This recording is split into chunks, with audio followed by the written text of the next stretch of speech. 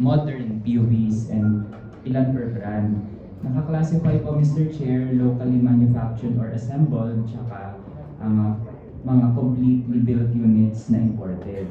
Mr. Chair, while we appreciate na nag-provide ng data ang DOTR tsaka LTFRB, pero we also take caution sa data po na na-provide. Kasi Mr. Chair, nakalagay po dito under locally manufactured or assembled, top 5 po kasama ang Hino, Hyundai, JMC, Isuzu, tsaka Photon.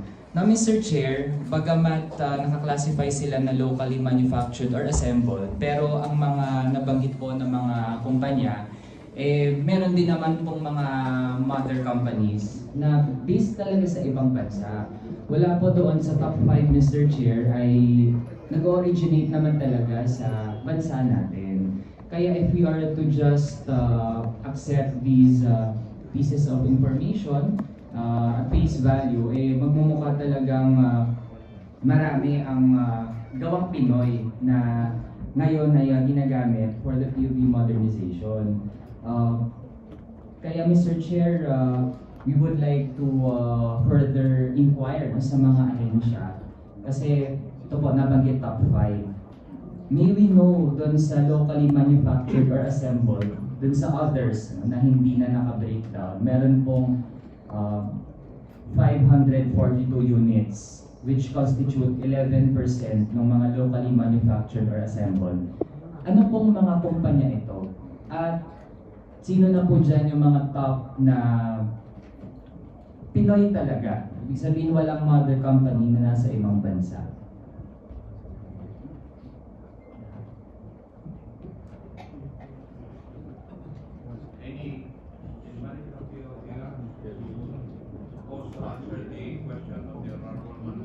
Mr. Chair, may recognize.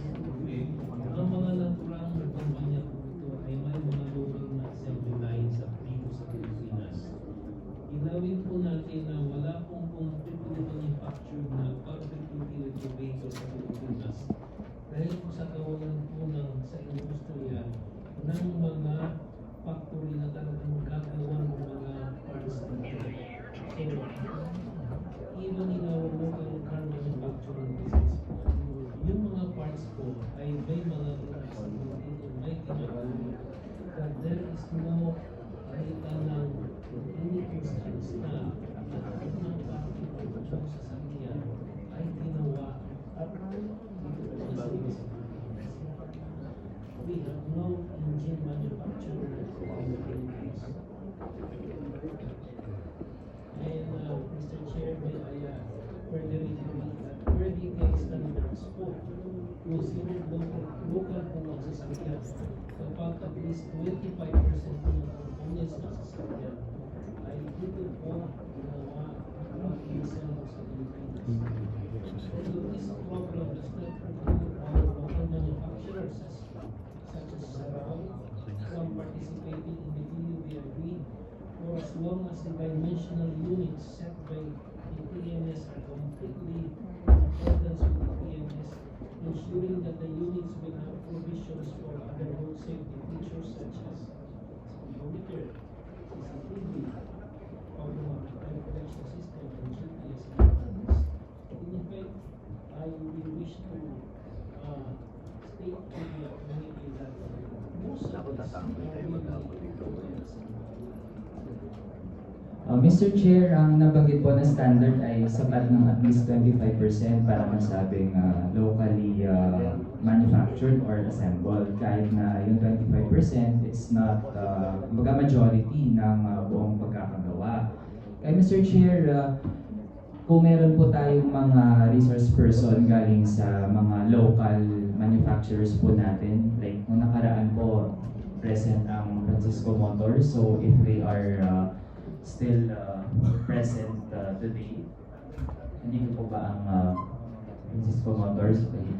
Maybe ask Mr. Chair kung, kasi ang banggit po ng PFRD, wala daw tayo capacity. Now, sa case po halimbawa ng Francisco Motors, totoo po ba na wala tayong capacity para mag-produce? And what are the prerequisites para makapag-produce ng jeepney unit na majority talaga, if not all, ay dito talaga gawa sa Pilipinas. Do we have a representative from Francisco Motors? Kindly answer the query of the honorable member. Good morning, everyone. I'm Christian San Jose. I'm the operations officer of Francisco Motors. Actually, bago lang po ako sa Francisco Motors.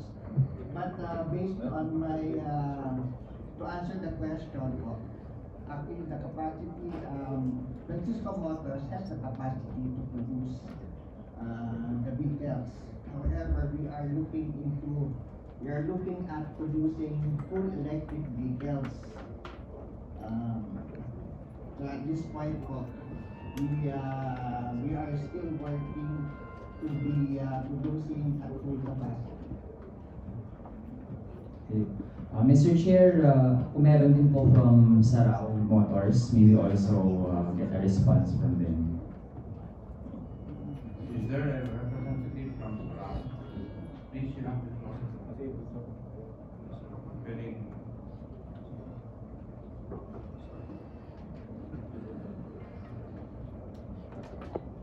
Hello.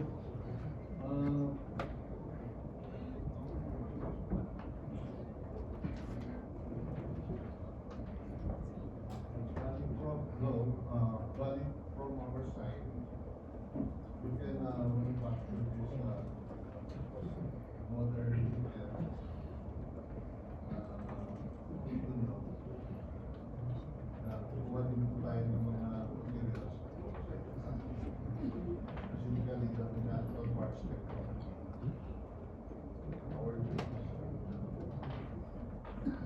Our Mr. Chair, a follow-up question. Kung meron pong mga i-import na mga parts, yun po ba eventually minority lang nung magiging finished na product o makocommit ba na majority talaga ay gawang Pilipinas? Chair, may I request to be recognized? I want to add to the comments earlier by Mr. Osman about You will have your time. Thank you. Sorry. Please answer the query of your Honorable Manuel, yung representative ng Honorable. Are you addressing your query to? Yes. Please answer. regarding Yes, Mr. Chair, I was asking kasi may nabanggit na may mga parts pa rin na pwedeng i-import natin. Pero kung nagko-commit po ang Sarao na kaya niya, ibig sabihin ba majority talaga ng magiging vehicle ay galing sa Pilipinas at gawang Pilipino? 100% locally made, 100% mechanical parts and powertrain. Pero by this time po kasi, we rely on technologies, powertrain and mechanical parts at the same time. Dahil wala po talaga local available resources regarding those items. What specific parts, Mr. Chair, yung kailangang i-import natin at manggaling sa ibang bansa? Like the Euro 4 engine na nire-request ng LTFRB, and other mechanical parts like the steering assembly, all that. Basically, it's what we do in our shop for other local and the rest, all the wiring harnesses, the mechanical parts, the engine, ano man gusto nyo, either full electric or combustion engine, we buy it outside. Mr. Chair, before we hear yung isa po nating resource person, balikan ko lang po din yung Francisco Motors kasi if I can recall correctly sa ating nakaraang committee meeting, nagsabi po ang Francisco Motors na in the realm of possibilities, kakayanin daw nila na mag-produce din ng engine na dito talaga gawa. So, can we clarify kung standing pa rin po ba ang ganong nakikitang possibility ng Francisco Motors? Francisco, Yes. please. For now po, yes, I am behind Mr. Francisco when he made the commitment. 100% gawa ng Pilipino. However, yung technology po is not ours. Kasi full electric po yung namin yung makina. And we have partnered with several companies that are into it. So it will be a joint venture and a working relationship between the technology provider and Francisco Motors. That's how that's what I know of. Thank you. Mr. Chair, now can we hear isa po nating resource person? Thank you, Chair. Thank you for the opportunity to clarify. Just to, Please, I'm, identify your name. I'm Vicente Mills. I represent the Automotive Bodybuilders Association, as well as the FIVE, the Federation of Automotive Industries in the Philippines, who has for members the brands that are shown here, Hino, Hyundai, Suzuki, and others. And on the bodybuilders, Almasora, Centro, Del Monte, Hino also, and other bodybuilders. Just to clarify, the final product, the jeepney, is made up of two major components: the platform and the body. The platform is made up of engine, transmission, chassis, front axle, rear axle, steering system, brake system, wiring system, and such other components. Then the bodies, of course, body depends on the design you want to put on it. It can be a traditional jeepney, or it can be this bus-like thing, which was developed really for the comfort of the consumer. Now, on the questions brought up earlier about local manufacturing, right now, all of the products that are sold, most of these, all the products sold by the local manufacturers shown here are brand new platforms on which bodies are placed. The brand new platform, yes, majority of the parts are imported, for example, the engine, the transmission, because there are no manufacturers that do that in the Philippines.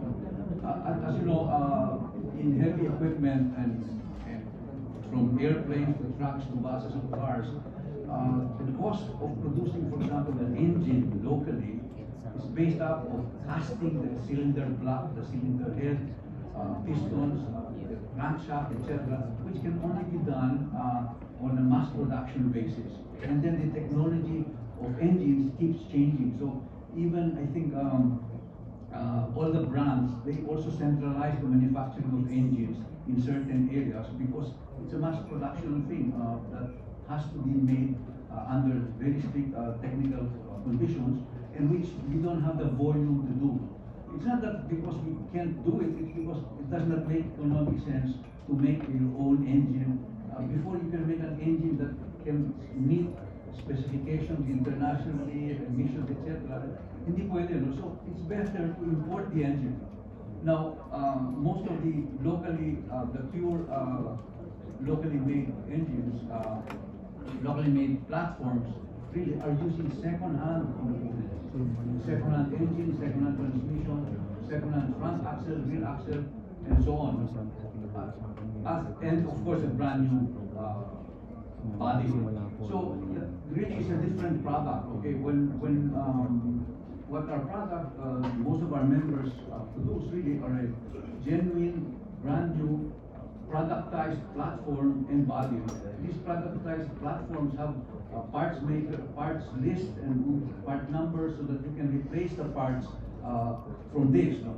And the important second-hand components really are made up of chop-chop components that are combined to make a running unit. No? There's nothing wrong with that, but of course these are ideal for one-of-a-kind type production, not a productized production where we're talking about replacing 100,000 units over time. No?